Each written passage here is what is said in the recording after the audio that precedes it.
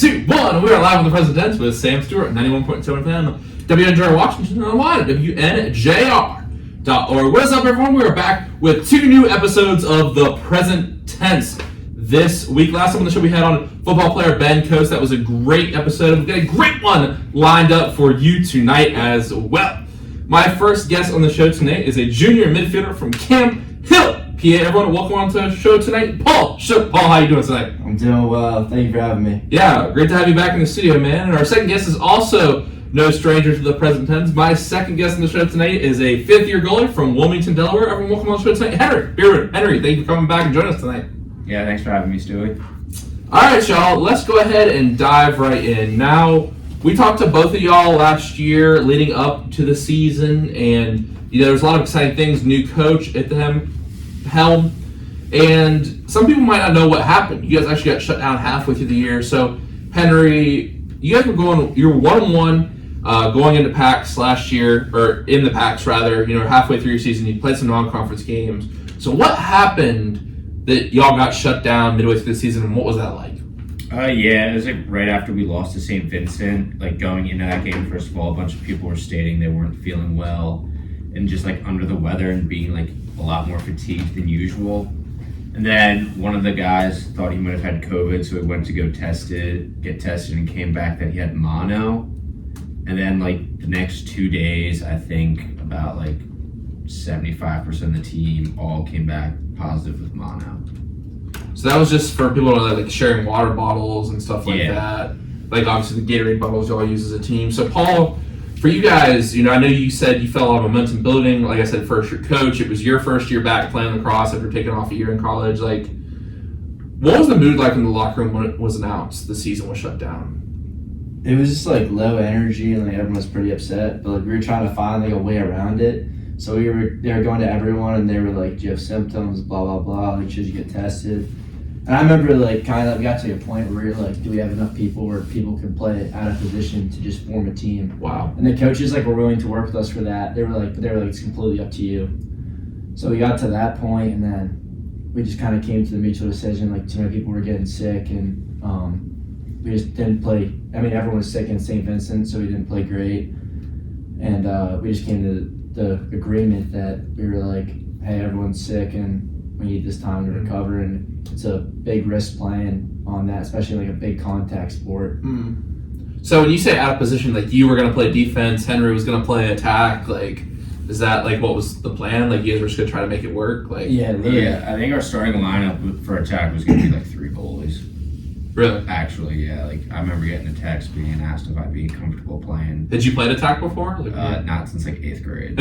Oh man. So, things obviously got, shut down last year. It was really tough to see for everyone on campus. We had COVID, this on top of it. It's really tough. So, how do you feel your emotions and the team's emotions have been coming into this season? How has the team looked? How have things felt getting this opportunity to be back on the field? And Henry, I'll start with you. It's looked really good. I mean, we only graduated 1 senior last year, so we have a really big returning group. We had a couple kids who ended up just dropping out of school in general, but that didn't really affect too much because we brought in a lot of people at those same positions. And I think a lot of people just kind of left that in the past and we don't really think about it anymore. Kind of every sports team that came back after the COVID shutdown, it was kind of just forgotten and just moved on. So I think we've rebounded really well. Now for you, Henry, this is your 5th year, obviously. We didn't actually talk about it on the show last time. We kind of talked about it after you were thinking about doing it, and obviously you made that decision to come back. So what drove you to that decision to come play a 5th year for the Presidents? The 4 years I had before then was a shortened COVID year, a COVID-only year where it was conference only, 1 full year in the mono year. So I was well, I only really got 1 full year, so I kind of wanted to 1 more since I had the eligibility. I have the eligibility to use a 6th year somewhere else if I really want to as well, which I've looked at.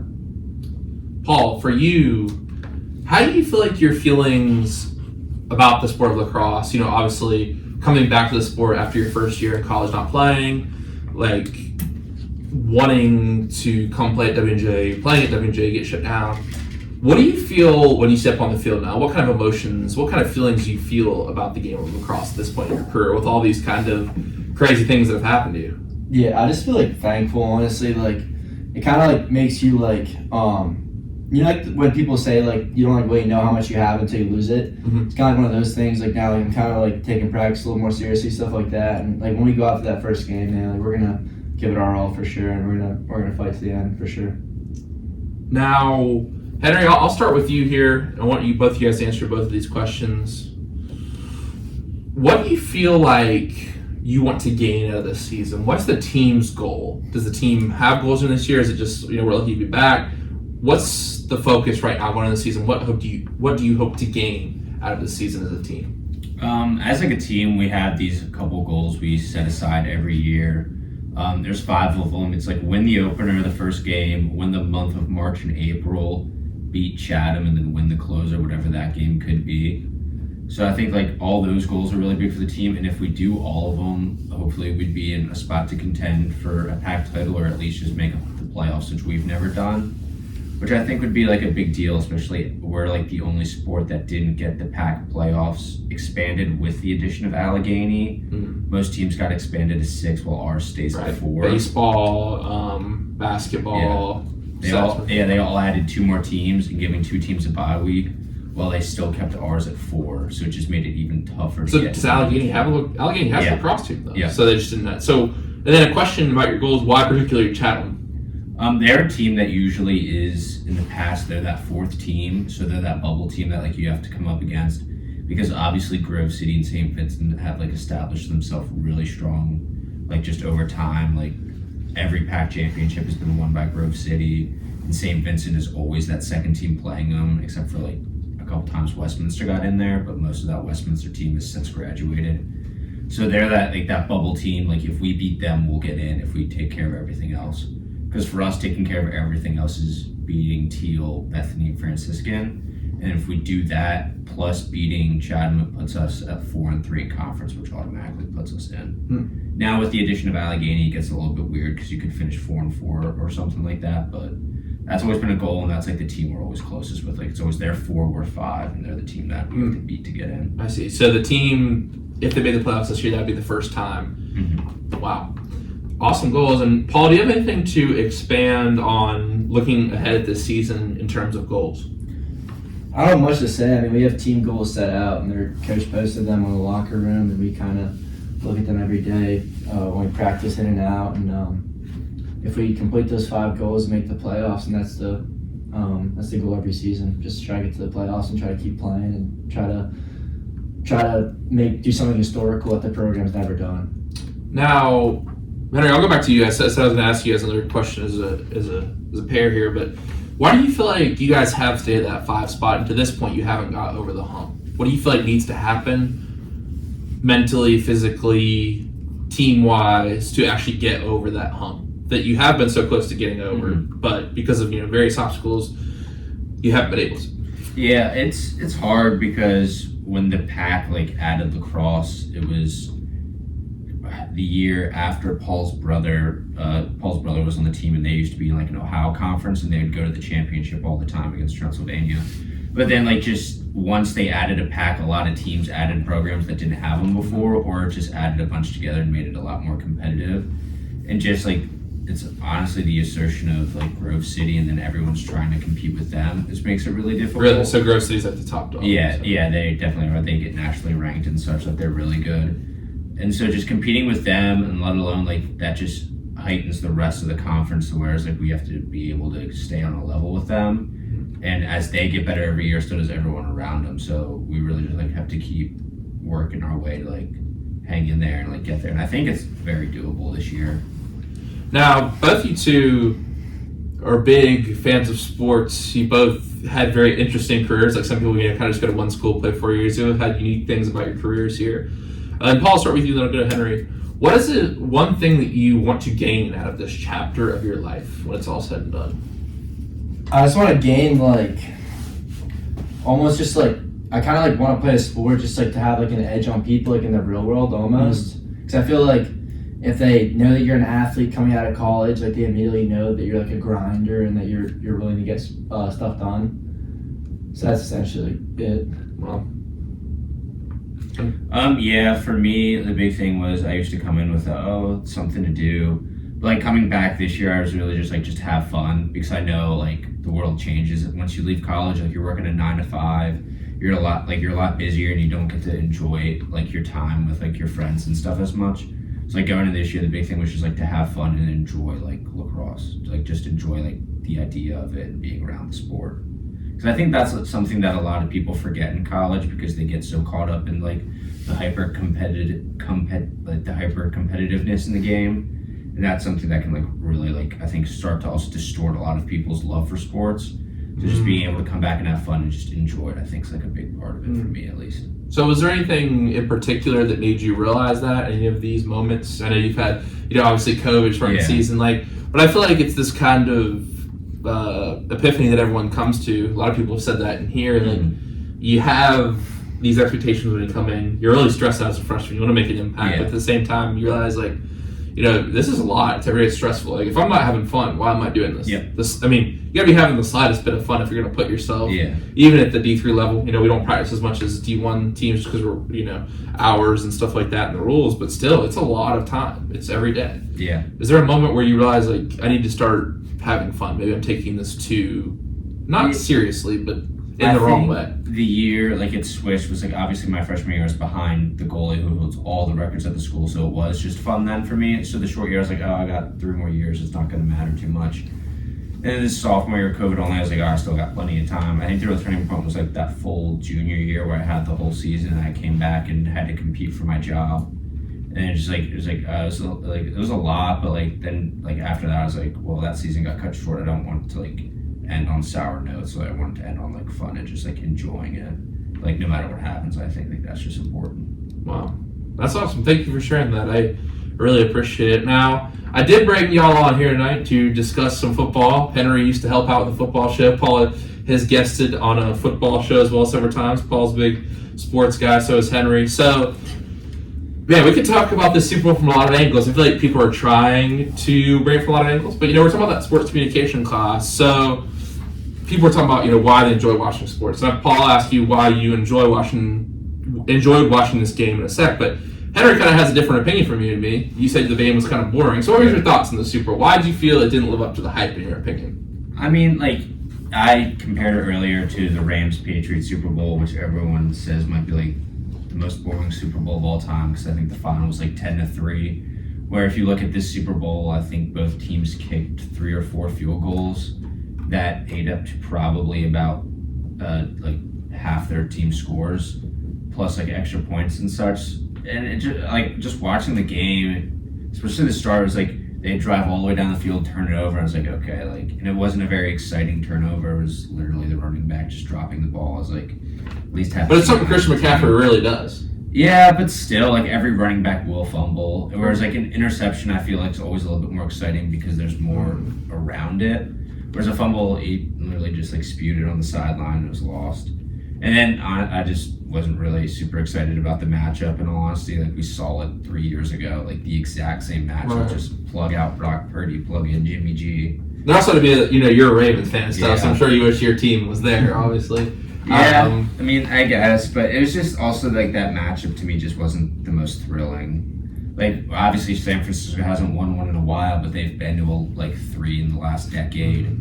So, and then the Chiefs, obviously, they're like contending for that big dynasty, so it just makes it like, okay, give us someone new, give us someone who hasn't done something in a while kind of thing. So, I think a point I want to state before I was thinking about this, I feel like it's a society, not a society, as human beings, we like to see someone new. Because what did you hear about all year? You heard about the Bills and the Ravens and the Lions. I really don't know if the Chiefs were ever like, people were like, this is my Super Bowl winner. This is my Super Bowl contender. Like, I mean, yeah, people are like, they have Mahomes, but it's like, I feel like we as humans want the new, like, Paul, you're an NBA guy. Henry, I know we've talked about a little bit on the NBA here, but like, the Warriors, Cavs finals over and over again. Like, even with the 3-1 and Steph winning, like, those are some exciting times, obviously, but like, in the recent years, I feel like more people have tuned in because it was just like, for a while, it was Lakers, Celtics, and then, I feel same thing with Brady. Like, people hate on Brady, but I feel like we just want someone new. Like, we want someone where we don't know the story. You know what I mean? And I think you kind of get the sense when the Chiefs first burst on the scene, especially against the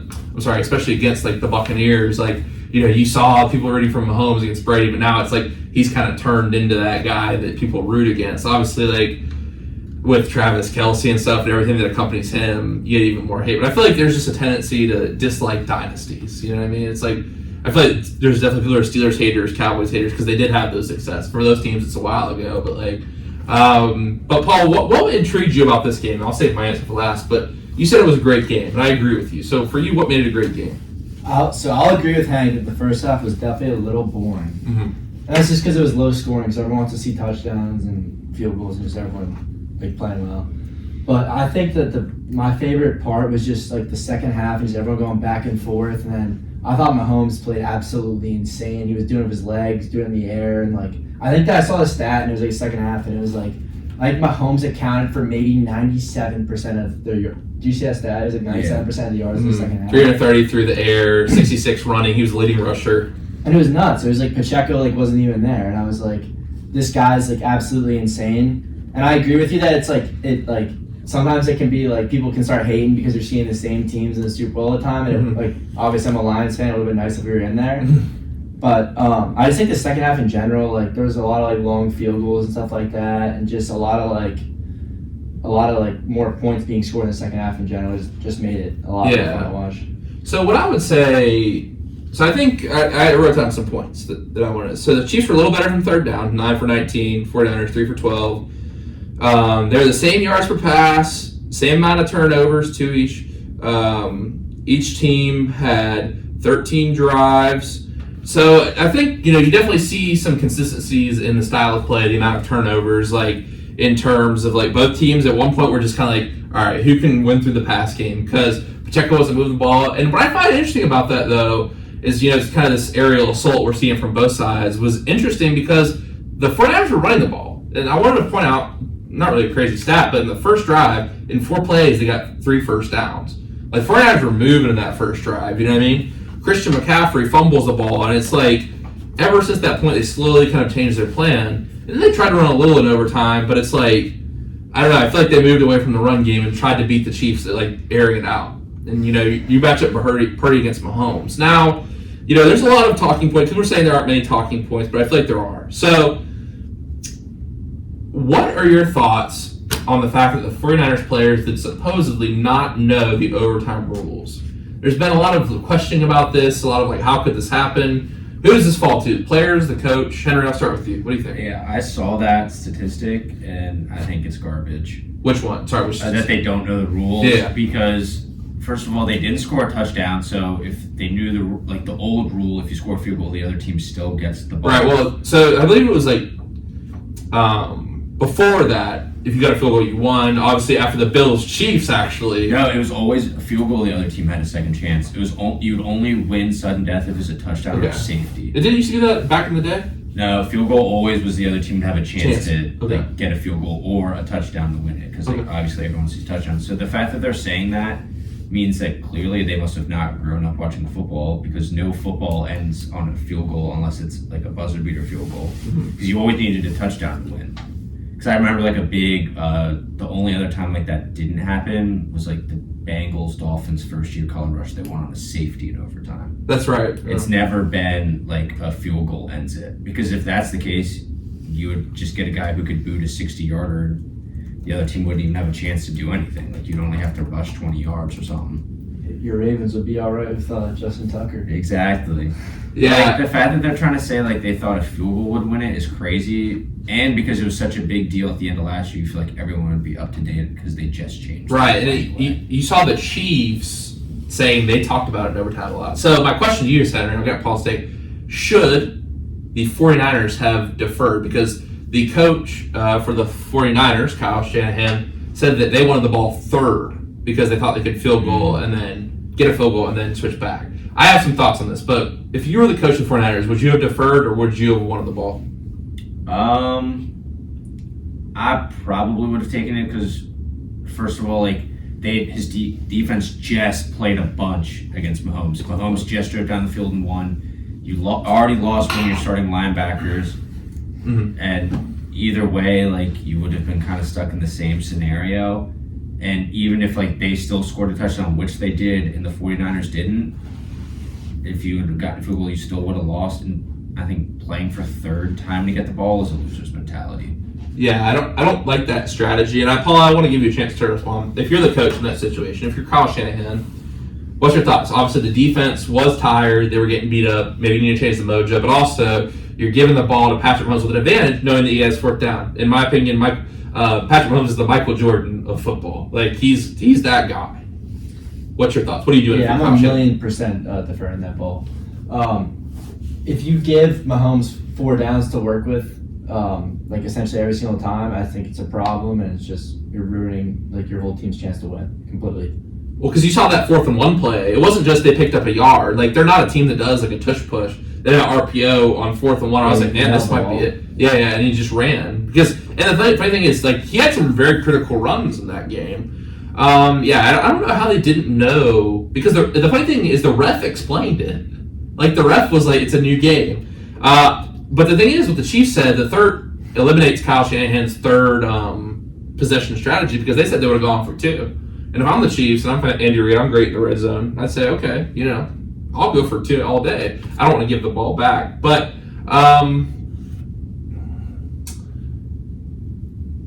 I think another angle to talk about here is the fact that the 49ers defense did lose Dre Greenlaw. After he went down, like I said, 135 passer rating, nearly perfect on completions against his backup. So for y'all, did you like the defensive strategy of the 49ers in the second half? I have some thoughts on it. I think Kyle Shanahan actually called a timeout for Steve Wilkes because they were playing back 5 man deep. And it's like, why are you giving Mahomes blitz with pressed off coverage, sag off coverage? He's gonna pick you apart. What was your thoughts on that, Henry? Who does it come down to? Do you think the 49ers, I'll phrase it this way, the 49ers defense or offense cost them that game? Offense. I think a thing that a lot of people forget is they talked about how the 49ers practice, and the guy they had covering their Travis Kelce all practice was that backup linebacker. Like, his job was supposed to be to cover Travis Kelce if he was in. He did not do a great job. Yeah, I think also the offense, when they needed to get a touchdown, they got a field goal. Right. Because I think whoever gets the ball second, if the first team scores a touchdown, they're going to go for 2 to win the Super Bowl. Like, that's just what you should do.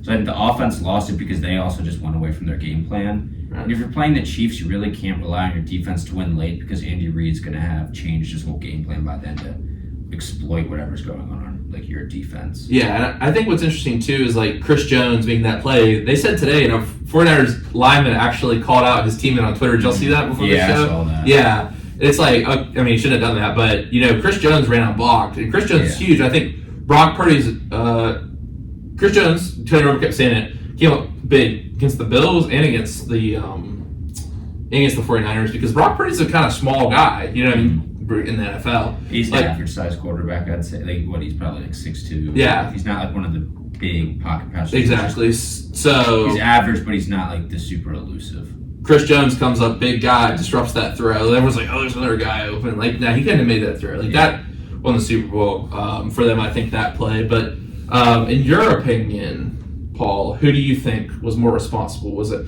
Steve Wilkes on the defensive side or Kyle Shanahan on the offense for the 49ers? I actually have a completely different opinion. I don't think it was either. I really just think that they... Actually, I guess I could say offensive then. I was going to say, I don't think they fed Christian McCaffrey enough, really. I think they kind of trusted Purdy a little too much. I think if they would have stuck to running behind their great O-line with arguably the best running back in the NFL, I think they would have been completely fine. Taking away the clock and just kind of slowing down the game a little bit and playing at their pace. No, I agree.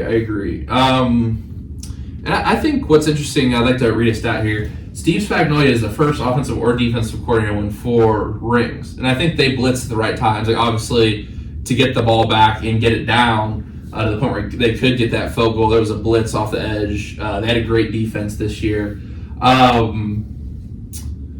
My question for y'all is, and people have been bringing this up all day. It's like, and what I'm going to ask, Mahomes, Tom Brady, what's your thoughts on the situation? Is Mahomes close? Because through 6 years, but Mahomes has the same stats, better stats, I'm sorry. But, of course, Brady beat Mahomes in the Super Bowl. Does Mahomes need to get 8? Does he need to get 7? What's your thoughts? Is he already there? He's working his way there, as how I'll put it. Like, because there's that period where the Patriots were doing the same thing. Like, Tom had 3 and whatever, like his first 4 or 5 or 6 years, the same thing, and then he like stalled out a little bit because like the competition's gonna get better. So I think it's kind of a wait and see, and it's like really to wait and see what the Chiefs do around him. So I think he's working his way there. I probably still have him below a couple guys in all honesty, just because I just want to see what he does before like it's solidified. A couple guys. Who else? I think Joe Montana still probably sits at 2. So what would Mahomes have to do past Montana in your opinion? He need just win one more. One more. Like, and it's just like because you don't want to throw Joe so far down because he is still one of the greatest in like a different kind of league. Right. I think the big thing everyone's like throwing in like his MVP numbers, his All Pro numbers. Well, can't hold that against the old guys because they didn't really have that. Against Brady, yeah, but he's also 0-2 against Brady all time in the playoffs. Right. He's like his records against some other quarterbacks are really suspect. Well, I think it's interesting, and this comes from a guy who like Brady, like the Bucs, and like the interesting thing is like their offensive line was really depleted in that Super Bowl. You know what I mean? That Buccaneers team was stacked. AB and Gronk on the same team on the defense. Yeah, defense was still really good for the Bucs. You know, obviously flying around. But I want to ask a follow-up question on this, but I want to get Paul's opinion. What's your opinion, Paul? I think that Mahomes is probably more athletic and probably better arm talent than Brady, but Brady just has like this it factor. Like you can't even like put it into like perspective. It's like have you ever seen like the Tom Brady documentary? Nah, I need to watch it. Man in the Arena. It's insane. I listened to the podcast he did with Patrick Bet David. There's some clips of it. Yeah, I've seen like, those. Man, he just like he really like fires me up. Like if that dude was like talking to me pregame, like I'd run through a brick wall for that dude. Like he's awesome. And like he's just like so like hungry to win. I don't know if Mahomes has that. Like he definitely wants to win, like because he's insane. But like Brady just has like this like the other team's like such like an enemy to him. Like it's nuts. Like his mentality. I give Brady the edge in the mentality. I agree because you look at Mahomes this year. And I get it. The receivers drop balls and stuff, but I think like you saw Mahomes. He was like, you know, I should have thrown that ball short of Marquez Valdes-Scantling against the Eagles, but like.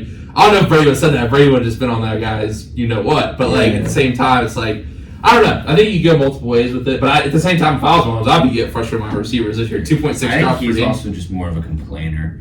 He's way worse than Brady about complaining about refereeing. Yeah. When he gets so much more benefit of the doubt than almost any other team. Well, because I think it was interesting. I just saw a clip of against the Bills when he went up to Josh Allen. He was like, "That's a bad look." You know what I mean? Yeah. He was like. Josh has to suck it up in those handshakes. Mahomes beats him every time. And the one time he loses to Josh Allen, he's just crying about that offside. Yeah, that was a bad look. And I also think Brady has the advantage that he doesn't carry all the off-the-field baggage Mahomes has to carry. I mean, I don't know. See, I don't like that argument because I feel like you can't hold Mahomes responsible. Yeah, but it's just his dad has a couple beers. And it definitely is annoying, but I feel like you can't. It's not valid into the court of law here, if you so to speak. For the goat talk. Yeah, it's legit though. It's legit. I think it's very annoying. But all right, so Paul, go to you here. 2 minutes left. Mm-hmm. Super Bowl. Who do you want taking the ball, Mahomes or Brady? Brady, easy. Brady. I'm gonna go Brady too because I don't think anyone in their right mind would pick against Tom Brady. I think it's not even just picking, but I think you're right. It's picking against Brady. Yeah. Like if you're a defense, I think you won't. But it's so tough though because I feel like both of them are gonna score. Both are gonna get the offense done. Like I think I don't know. I don't know his opinion on this. Is like I feel like the receiving core of Mahomes had like Nicole Hardman got let go by the Jets. You mean he took a guy who got let go by the Jets and gave him the pass. You know so that Nicole Hardman has 2 rings with the Chiefs. I know. He played with the Chiefs the whole time, so he just left a team where they were supposed to be this crazy good offense and just went back to where he was balling out before. Yeah. So I think he was in a fine spot to return to Kansas City. Yeah. Like he wasn't even playing on the Jets. I know. He was so stacked. I know. It's interesting because like Brady, I don't know. I feel like Mahomes, this team he had to carry more than Brady ever did. Because Brady had some good defenses. Brady always had wide receivers. Yeah, but people forget all these Chiefs rings, their defenses are ranked in the top 5. That is true. So the Patriots stuff. Yeah, their defenses equal out. I couldn't tell you personally on those early 2000s Patriots offenses. I couldn't tell you soul Other than maybe like Wes Welker. Wes Welker, yeah. I was gonna say Wes Gronk Welker. at the later part. Gronk, They're both at like the same time. I will say, like those early 2000s. All right, pages. so let's talk about the debate Gronk first. I think Gronk is levels above. I don't think it's a debate, really. No. Like, who you taking all time to catch up? Like, the thing is, Kelsey picked up the chains, but like, go watch Prime Gronk. Like, not Buccaneers Gronk, not like Patriot. Like, it was impossible to tackle this man. They had to. People were just diving in his knees. Yeah. And he was fast too. Not that Kelsey isn't, but like, Gronk was. It was just different, I think, for tight ends too. And I think Kelsey gets a little overhyped in the tight end conversation I agree. They're all like, "Oh, he's the best ever." I'm like, you guys also like write off so many of the good tight ends now, and then they just delete tight ends from the past. Well, Gronk was a different type of tight end. Too. But like when you look at like greatest tight ends of all time, like they're so eager to write off the old guys because the sport has changed so much. So it's a weird position. So let's start out some names: Shannon Sharp, Tony Gonzalez, Mike Ditka still. Mike Ditka was tearing it up, and when you rank Antonio 50 Gates. times a game, and Antonio Gates is one that no one ever puts on their lists, whereas his numbers are like crazy, and all tight ends put him like top 3. Mm-hmm. I mean, he was only playing with Phillip Rivers and the Norv Turner forever on the Chargers, and that was a disaster. Yeah, so I think like that shows a lot. Now, my next question is, y'all are. It's interesting. I forgot, Paul. I knew Henry was right. I forgot you were a Lions fan. So, how long does this dynasty last? Who's the favorite for next year? And you can talk about your specific teams if you want. Maybe went wrong in the championships. Like, Henry, I guess I'll ask you what happened to Baltimore? Why did they decide to run? What happened to the Baltimore playbook? You know what I mean? I think they should have ran the rock more. I have no idea. I wondered the same thing. They ran it with running backs 6 times. I think Gus Edwards was averaging like 9 yards a carry on his 3 runs, so I couldn't tell you why. Mm-hmm. I think they got too worried about like having to beat Mahomes in a passing game, and Lamar did it fine. It wasn't bad, but it wasn't like great. His numbers were like the same as Purdy's in the Super Bowl. It's just they just didn't run the ball. It was just, I don't know. I feel like that's what they would have done, and they just didn't. And they even added Dalvin Cook and ran him against Houston in garbage time, and that's it. Yeah, I know. So it was just kind of a weird situation. And they're keeping Justice Hill in for most of the game, and he's not the power back. He's like the third down. I was like, why are you running downhill with him? It just didn't make any sense. Yeah, Gus Edwards. Yeah, what a season from him. I heard a comparison. I don't know if this is fair or not. I just heard it today at the barbershop, so I'm kind of dissecting it a little bit. It said if Josh Allen and Lamar Jackson and Baltimore don't get rings, they'll be considered the Russell Westbrooks of the NFL. Great stats, but can never get it done. I mean, I guess I put him in the same boat as like Dan Marino probably. And there's a lot of quarterbacks in the boat because Mike Vick's in that boat. Right. Like that boat's so full. And it just depends, like, because like you have generational talents from like when we grew up that never won rings, like Phillip Rivers, like they'll be like one of them because it'll all come in waves. Well, that's why I compare Mahomes to Jordan, and I've heard this before because there's a whole span of guys in Jordan's era that didn't win rings. Yeah. Like you can name them off. Obviously, Karl Malone, John Stockton, Charles Barkley, Gary Payton. Like, you know what I mean? It's like, what about all the guys that might not win rings in Mahomes? Like, will Allen get a ring? Will Burrow get a ring? I think Allen's the least likely to get one. I think Burrow's the most likely. I saw a thing, and it's rumored that he'll win this year because it's in the Superdome again in Louisiana and some other like weird stats that line the up. script. That lines up for them. I think it'd be cool if he won the same spot he won the national. That'd be an interesting storyline. I feel like So my opinion is this, and Paul, I want to get your take on the NFC in a sec. But like the thing is, I think Mahomes, Burrow, and then Allen. For those who can't see right now or listening, I got Burrow a step above Josh Allen. I don't like when they loop all those three together. They also got someone like C.J. Stroud, who had an amazing rookie year. Yeah. You know what I mean? Obviously, Lamar is still going to be very good, but I think Burrow is the guy that could. Because I think Burrow's got that mindset. You know what I mean? He's the only one who's proven to beat Mahomes in the playoffs. Mm-hmm. And it's like when you look at the Brady numbers, I think there's like 4 or something, and it was like Manning and Flacco. Eli. And Peyton beat him a couple times, and then like it's those two and then Joe Flacco. Right. So I think you also you're going to have your guy like your Joe Flacco who's just like I think that'll probably be like the CJ Stroud, just the guy who's good. His team's always like solid, winning division, but like it's a close one because they'll have the Jags in that scenario.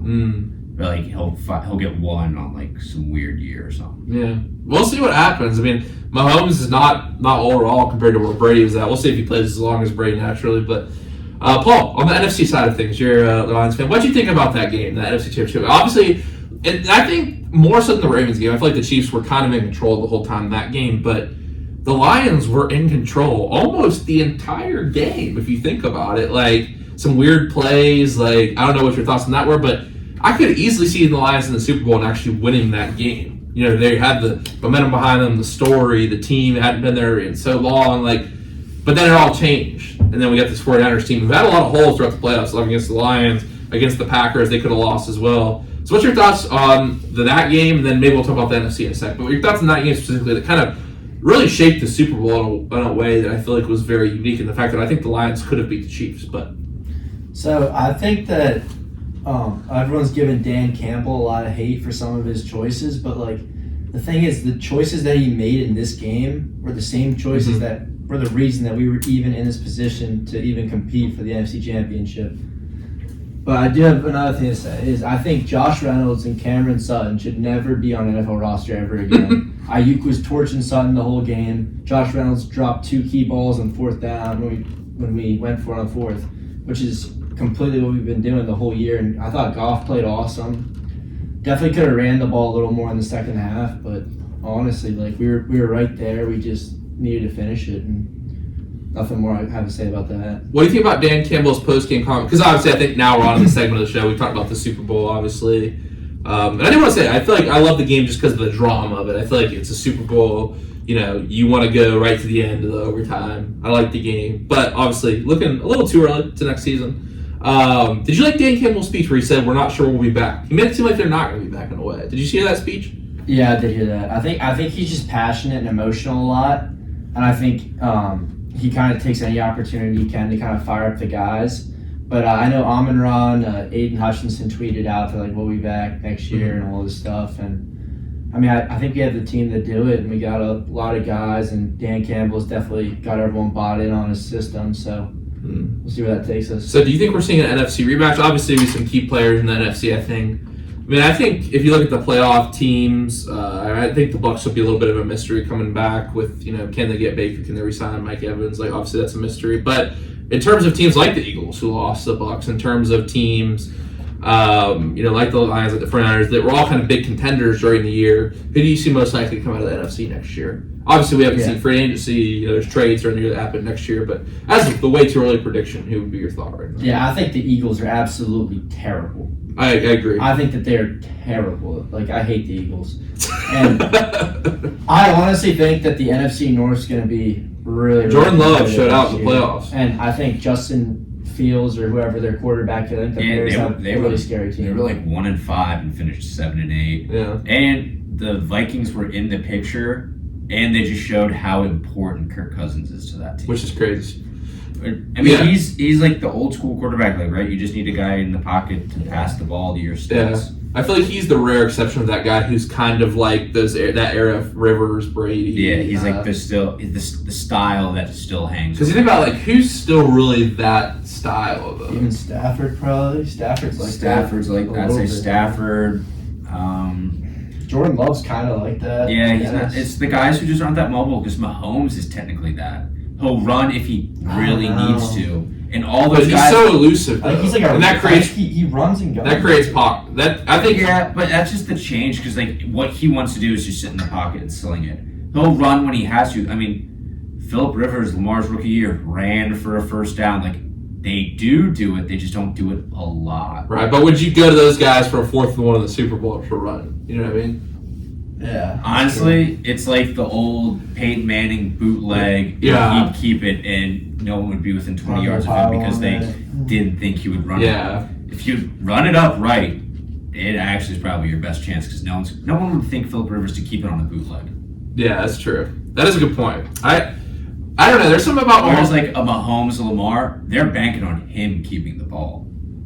But I feel like the Mahomes in the Super Bowl, it seemed like there was a couple runs where they sold out for Pacheco. Like, even on that RPO, you know what I mean? That's on the 49ers because they showed a thing is like every time he's had the ball on like a 4th and 3 or less in like a big game, he's kept it every time. I mean, from just the drama perspective, did you think he was going to give it to someone else? No. That's what like Tony Romo was like just loving up the whole game. Was like, oh, you think Mahomes would give it to anyone else? He wants to. Yeah, of course he does. Like, that's any competitor wants the ball in their hands when it matters. Right. So, do we have a way too early Super Bowl prediction for y'all? Bengals. See, you're doing it again. You're going against Mahomes. Well, I just like Joe Burrow more.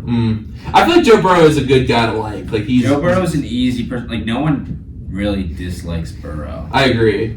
Because everyone liked him at LSU, and he's had a team that has suffered for like a long enough time. Yeah. It's like, all right, they're gonna do well. Okay, it's fine. I just like them, and they bring most of their pieces back, and they do. Bad. And I mean, they even looked fine with Jake Brown. I was gonna say, so, like they're kind of set. Who's your NFC team? I want to say the Lions because I'd like to see it.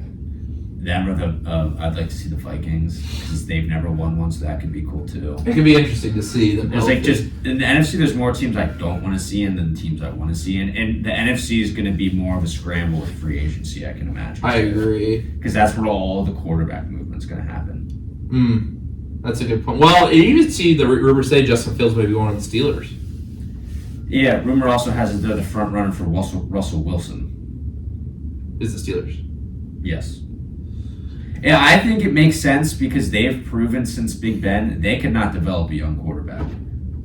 They developed Big Ben, but they've had 3 young guys. They haven't developed one of them right, so they should go out and get someone who knows how to I would start Rudolph if the season started tomorrow, but I don't think Rudolph will stay. I heard rumor has it he isn't Don't staying. stay. They left him with Trubisky. You know what you're. I don't know why people keep making sorry you don't know what you're getting out of Kenny Pickett. You know what I mean? You know what you're getting out of Yeah, you know what you're getting. I mean, I think they gotta bring an older guy in. Yeah, I agree. That's like in a perfect scenario, Kirk Cousins, in my opinion, would be the perfect pick for them. Well, it's kind of interesting because same argument with Belichick. It's like obviously Mike Tomlin had a legendary quarterback. He won. Yeah. Now he's not doing so well. Belichick, legendary quarterback. So even Andy Reid when he was in the Eagles, like they don't really have a legendary quarterback. You know what I mean? He didn't win anything. They had McNabb. Is he legendary though? Like he's a good player, above average. He's put in as one of the better ones of all time because he got to 2 Super Bowls. He may have not won them, but there's more quarterbacks who didn't go to Super Bowls that are still put in that category. Yeah, I think it's interesting in football. The whole Super Bowl it's different than something like basketball, where rings I think value a lot more.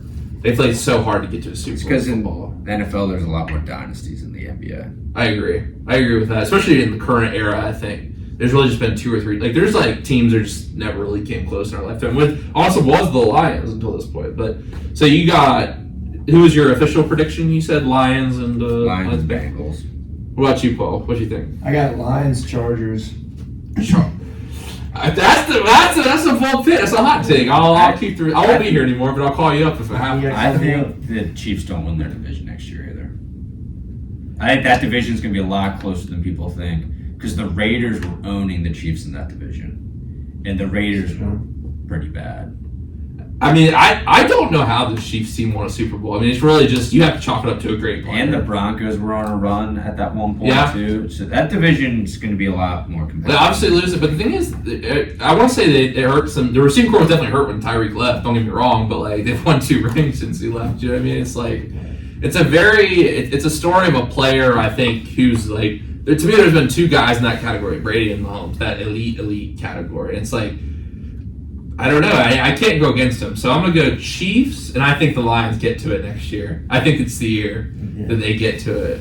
Because it's just the way the NFL works. Like, it's cyclical. You know what I mean? The bad teams eventually get better. You know, even the Browns have had little successes in the past few years. Like, you draft play. It just happens. It's hard to stay at the top. You know what I mean? Especially with all those coordinators they got on each NFL team trying to play professional sport. I think Houston's a team. I saw a stat. They're still the only team in the NFL to never win a playoff game or host one. Wow. So I think they're like a team that's in that has never done anything kind of thing that can get thrusted into it. And for our local people, again, the Steelers fan, I think this I think they're just going to be in pain. Yeah, I think the Steelers particularly going to be a pound, but I think the I think the AFC North, like, it's going to be a really good division again, though. Yeah, I think the Bengals, obviously, the Browns. We'll see what happens with the Browns and Sean Watson. Like, Joe Flacco was kind of a good story. I mean, the Browns, they saw the thing and it was like, they're the team where they've gotten their roster good enough to they're going to be the team that any quarterback can get that team. It's like the first Ravens Super Bowl was like Trent Dilfer. You have those weird quarterbacks like Nick Foles, like they can get, you got to build the roster there and you just hope the guy who you throw in there is good enough to get you all the way. Will he be that good ever again in his career? No. He'll have this one splash of brilliance in a crazy playoff run or something. You just need to find the right guy at the right time for them. Now I want to ask you guys about a guy who's had a lot of great splash in the playoffs, but never came home with the ring. Kyle Shanahan blew a 25-point lead in Super Bowl 51, blew a 10-point lead in Super Bowl 54, blew a 10-point lead in Super Bowl 58. Do you think Kyle Shanahan will ever get a ring? Do you think the Niners will ever get a ring in his era? Either one of you guys can do. I think with coaches, it's just hard to say because coaches are just described on whether they're getting rings or not. There's no thing. Like, you look at the great coaches of all time, all of them have rings.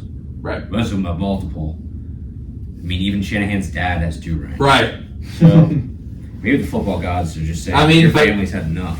Maybe they've choked. I mean, the thing is, they choked, especially the Patriots. Like, I don't know if y'all remember watching that. Like, talk about Brady's greatness, like coming back from 28-3. You know what I mean? Yeah, that's not in a Super Bowl too. And to me, like, he was just the OC then. He wasn't that good. Right, but there was a lot of critique about how he decided to play things. You know what I mean? In the second half of that game. That's hard. I mean, that Falcons team was fine. Like, you're up 23, you're gonna run a 4-minute offense. Like, let's be honest. Yeah. Especially since it had never been done before. And the thing is, critiques happen after. They're not, like, in this situation. That's happened multiple times now, you know what I mean? Yeah. The play calling in the second half. It's hard. Because that last one, too, they were really close in the last one. Yeah. It all also just comes down to, I think, how a lot of it's just going to be luck against who you're facing. And a lot of it is, like, this one was in his hands because they were just laying up for field goals. A lot of those other times it comes down to his defenses, and that's not his expertise. Yeah, I would get a new DC if I was them, because you can't have the offensive guy calling timeouts for the defense. Yeah. You know what I mean? Like, I think Wilkes is good, but it gets hard when your defense has so many studs. You really don't know how good your DC is because your defense can carry a DC. Mm-hmm. Whereas a defensive coordinator usually can't carry a bad defense. Mm-hmm. It'll be interesting to see that they brought on Belichick. That'd be crazy. That'd be nuts. They'll bring in Steve Belichick. I saw. Who's he? I like him a lot. Who's he with now? He just got picked up. I'm blanking on who he just got picked up by. You're talking about his son with his mullet, right? Yeah, the mullet and the tongue out all the time. Yeah. Now, Belichick's a big lacrosse guy, isn't he? Yeah, he is. He said if he wasn't coaching football, he would coach lacrosse. It's interesting. He's part owner in a professional lacrosse league, too. Interesting. Now, let's talk about the halftime show. Yeah. I didn't watch it. Didn't watch it? I watched actually a little bit. Yeah. I watched TikTok right now. Like, I haven't paid attention I don't want to watch a concert on my TV. I'd rather watch my phone. Is there ever been a halftime show you've been interested in? The only one I vividly remember was the 2011 Black Eyed Peas. Yeah. That's the I couldn't even remember the one. I like Bruno Mars too. The Weeknd was good. Rihanna one when the Ravens won. I couldn't tell you much about that. Yeah. It's halftime. I don't really pay attention to halftime in the season. But during that sports media, it's all about the spectacle. Yeah, but I'm not going to pay attention to it, especially when it's longer. Oh, so the game was also the 7th longest game in NFL history. Yeah. I was tired by the end of that game. It was an emotional roller coaster. That might be another reason I didn't like it. It just felt super long. That affects the enjoyment of watching it. I was getting ready for bed. I'm are we really going? I'm gonna have to stay up and watch more because I want to get in bed and brain rot on my phone. Can someone just finish the game so I can turn it off? Paul, so you watched some of it.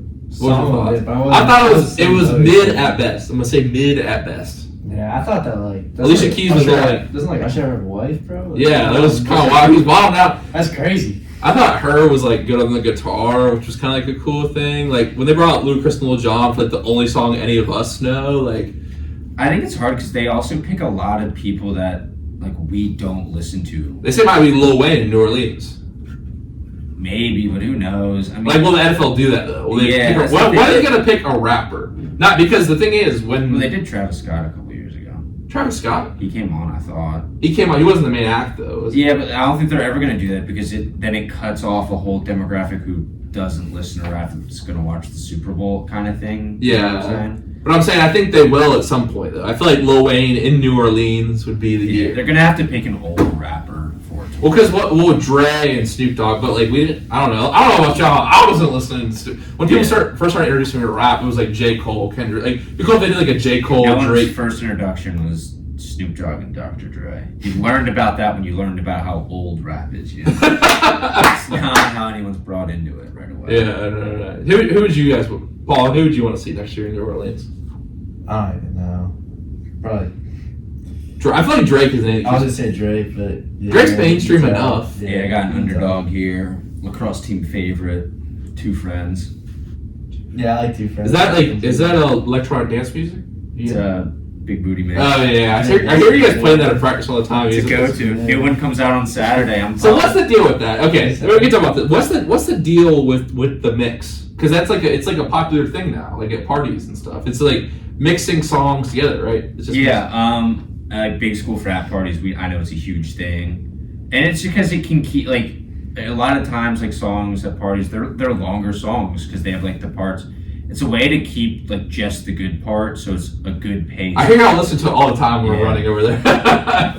I like them. There's a handful of guys that don't and like only want rap, but I like rap, so I like having like a change up. Yeah, it's like look at that rap country, like and because when we're doing rap, like maybe it's one good album every 2 weeks, so it gets really repetitive. Whereas mixes are all like the bases of them are the same, but like everyone has their own little touch, which makes it kind of nice. Did you guys peep Beyonce like dropping a new album, that Verizon commercial? Were y'all paying attention to the commercial? Oh yeah, I saw it. Isn't it like a country album? Yeah, it's interesting. But you know what's interesting is Jay-Z was the guy who booked Usher for the Apple Music, and everyone was like looking at Usher. Then it was like, oh no, forget Usher. Here's my wife. You know what I mean?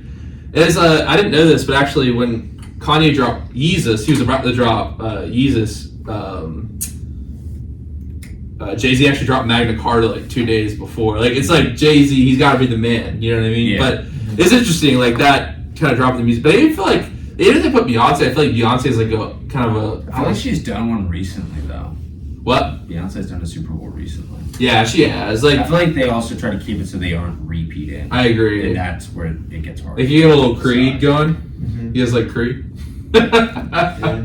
That Thanksgiving Cowboys halftime show. I see. Okay, I think the funniest commercial was the one where they had Creed playing and the guy from Star Trek throwing the kid up on the mountain. Did y'all see that? I didn't see that. And then y'all didn't see that one. And then so they throw I believe it was from. I'm totally gonna get made fun of for this, but I forget what show it was from. But then he's like, I need someone who's made of pigskin, and Peppa Pig's like there, and like, oh dear, it was funny. It was like one of those. I remember that commercial like Josh Allen and Peppa Pig. Yeah, so it's like the Paramount Plus. Prime, There was one because like the character's head is shaped like a football, and he threw him up there, and he couldn't get him up there, so they need someone made of pigs. I thought the Duolingo one was sneaky funny. Duolingo always because now it's like a meme. It was like there was one. It was like the girl in the app who like asked you the questions was being chased by the bird, and like he's like, I now have to punish you right near your Duolingo by banishing you to the dark realm. Like they make fun of the fact that people don't use their app. Yeah. Because I don't know about did y'all take like French or Spanish? Or, like, I had to use Duolingo in high school.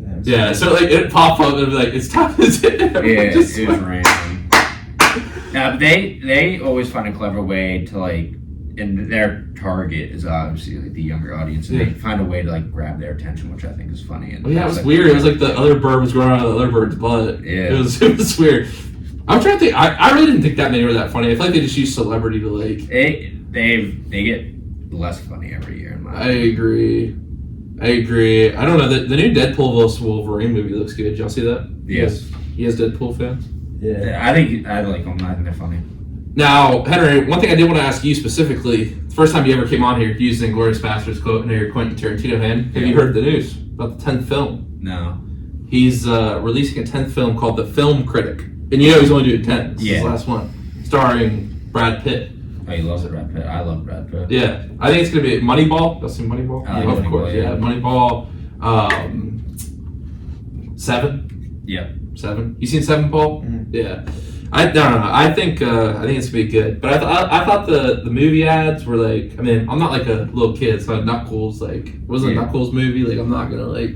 I don't know. I think it's also like the things we used to enjoy. It's just like the commercials weren't very good. You know what I mean? I don't know. At least they tried to turn to a few. Commercials were always good. What's that? The old Doritos ones, with like the time machine. Those ones were always good. They're like kind of edgy too. You know? Yeah, it's also. I mean, it gets harder because just the way people respond to stuff now is different. Like. Yeah, you're a communications major. You studied all that. Well, it's funny. We were watching the Paul. We were watching the 1984 Apple commercial in class today. What did you think about that? I mean, yesterday. Like, It was yesterday. a lot like that kind of commercial. Like I feel like I missed that kind of commercial personally. Not that I was ever really there for that, but I feel like when we were younger too, it's like more cinematic. You know? Well, the 1984 commercial is more like because like they have like a lot more like say because like the world's like still like, evolving. I feel like the newer ones is kind of like. What else can you really like add to it? You know, Yeah. Like the phone wise, like you're kind of like just like saying like, oh, this new like safety car feature for the new one or something like that. But the 1984 one was like definitely more like I kind of miss like Bill Way. Like I thought it was cool. Yeah, it's like and even like those Doritos ads, there was kind of like a story about like the Old Spice ones. There was kind of like a story behind them, you know. But it's interesting for those of you who don't watch the 1984 ad. It's kind of a play on George Orwell's 1984 book, but. That was kind of the tradition of starting this like breaking during the Super Bowl kind of thing. Like I don't know, why do you? I asked Ben Coates this last week. Obviously, Tanner, you guys talk about sports entertainment, and I'll start with you, Paul. But why do you feel like this Super Bowl has turned into this like cultural thing? Like why does like the NFC Championship games people want to watch that, but everyone watches the Super Bowl? You know what I mean? Why do you feel like that is? I feel like first of all, like I know the commercials definitely like weren't that insane this year as like they have been in the past, but like. The commercials, like I know, like a lot of like people that like just watch them like purely just for like the commercials. Really? Yeah, like people that aren't like football fans. You know what I mean? I get a lot of people that have to. I haven't got many people that I've known for just. I remember growing up, everyone would watch them. Like as a kid, you'd watch like what was the funny commercial, and you'd like vote the Doritos ones. Yeah, the Doritos ones were funny. Those are actually funny. But like that, first of all, like now we got like Taylor Swift, so like the Swifties are watching it just because like, oh, like her and Chad. What's your opinion on that? What's your opinion on that?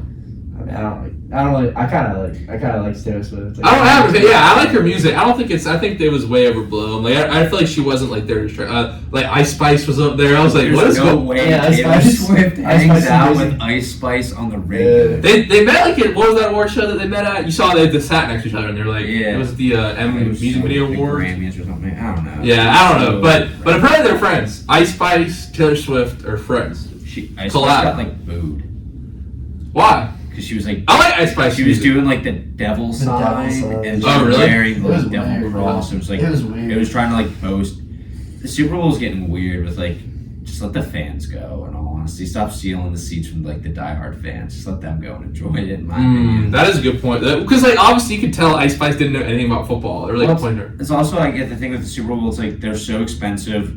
Not the average fan can go. So the only fans going are the ones that are given the free tickets. And half of those fans aren't fans of the teams. Yeah. So like it's just getting to the point where like that's why no one really like goes to the Super Bowl because it's kind of more just like a circus now in my opinion. I did hear about. I was listening to some podcast about people who were in Vegas, and you were talking about somehow it came up before the show because my shirt was about the Warriors and Oakland. Yeah. I think it's in San Francisco. It's like these tech guys who want to go and just. I think it is in Oakland.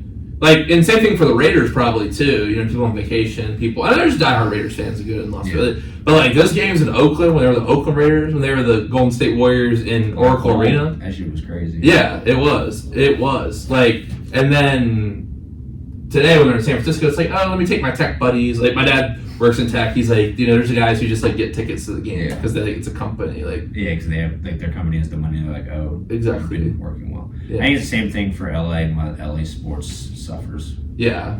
Well, you're specifically talking about the Rams before. The Chargers, yeah. Or Like, Chargers, yeah. they had a game to honor Phillip Rivers and Antonio Gates against the Broncos. 70% of the fan base there was Denver Broncos fans, and Los Angeles. It's a great place to go see a game if you're an opposing fan, right? Yeah, no, it's like they haven't had a home game since they played in like San Diego. We saw the Steelers play. You know what I mean? The Steelers fans were there showing out. It's bad. I feel bad for anyone who plays for an LA sports team. Yeah, it's tough. Just because the fans are so fair. Well, the Dodgers though. Well, yeah, like the teams that have been there never left, but when they just plug them in because they think the market will do. That is a good point. About it because the Dodgers. Well, I mean, ever since they left Brooklyn, obviously they shine Shohei. Like they have bona fide stars that have come and played there. It's just like that, and then like obviously the Lakers. It's like the Clippers get the short end of the stick because they're just like the sister team. And like even when the Rams were going to the Super Bowl, how many LA Rams fans did you know? All their fans are still in St. Louis. Yeah, it's interesting. Like it's just those teams need to go back to just where they should be, where the fans will appreciate them, in my opinion. And they can't because they put so much money into that huge like sports park that's one stadium. It's like, well, you've dug yourself a hole there. No, it's weird. Well, great discussion, y'all. I want to get to break now. Of course, it's time for trivia on the present tense. So I queued up some Taylor Swift for us here tonight. Of course, only naturally to I guess celebrate the Chiefs win, if you want to call it that. The trivia questions for tonight, we've got one from the history category and one from the, I suppose it's geography/science category. So the first one is, and now of course you guys know how this works, actually after the break, time to listen to the music and then answer. What animal in West Virginia is known as a whistle pig? And the second question is WJ, obviously namesake of George Washington, Thomas Jefferson, the first and third president respectively. But after Thomas Jefferson, who was president? Who was the fourth president of the United States? We'll get you to after the break. This is the present tense with Sam Stewart, 91.7 FM, WNJR Washington, and online at WNJR.org.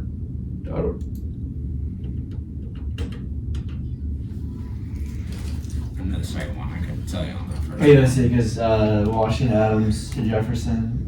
Madison. Yeah, good Madison. You'd be surprised how many people come on here don't know the history questions. Yeah, I feel like President Admiral. Now I ain't from around here, so whatever pig John that is, fuck if I know. What? The whistling pig or whatever. I don't know what that is. Let me see. No cheating now. On the phone. We're gonna have to take the L on the first one.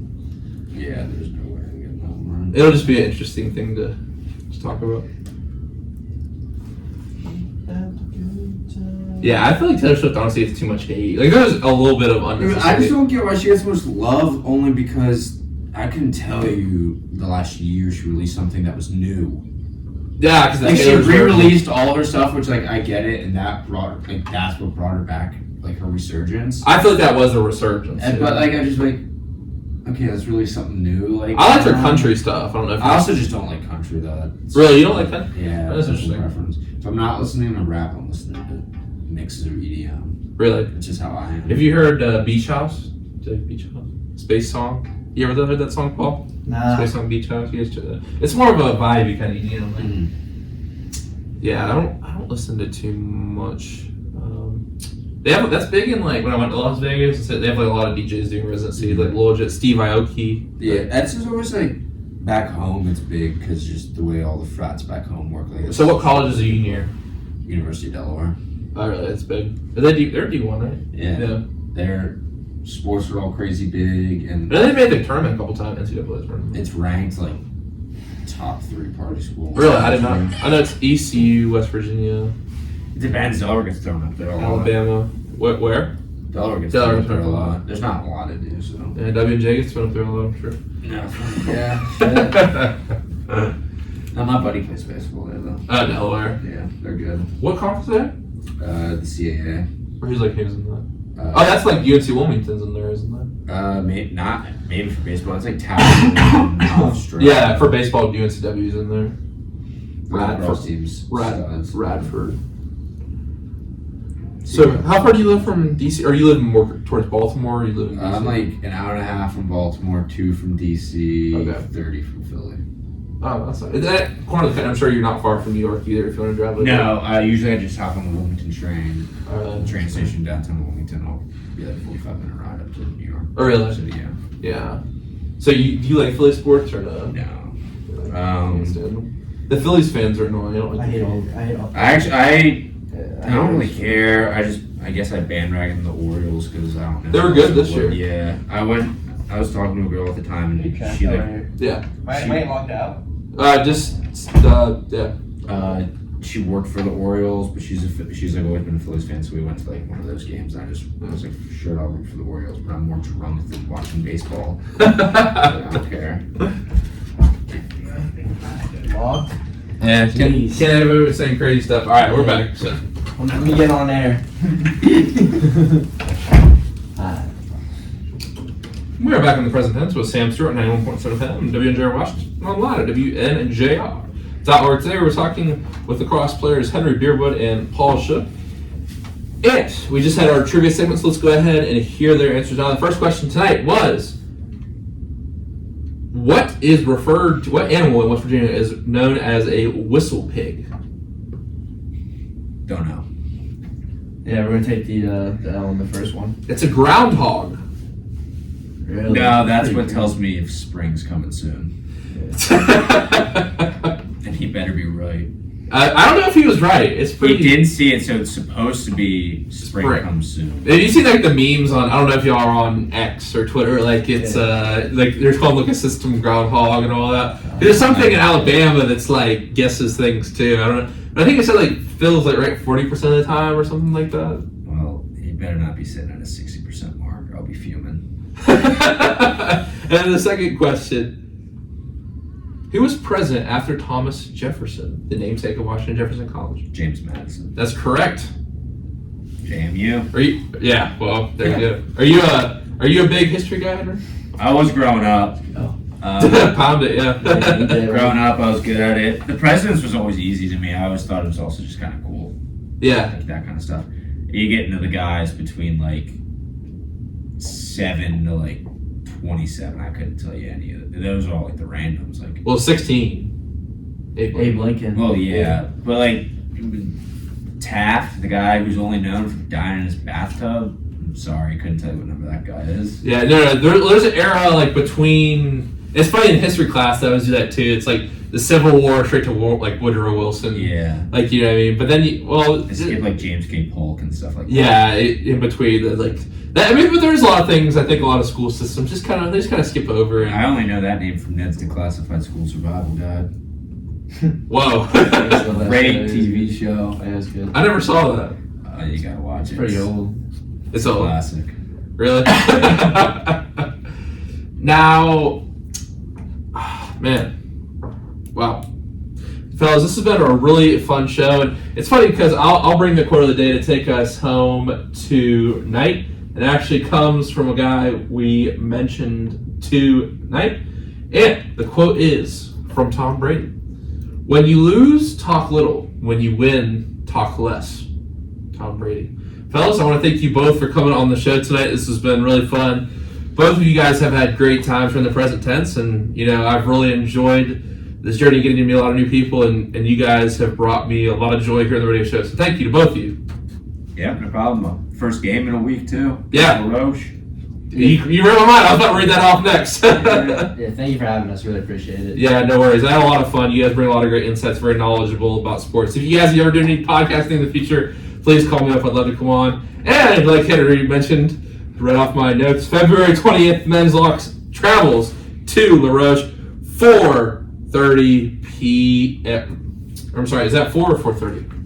I can't even read my handwriting. Yeah, double check. 4 o'clock.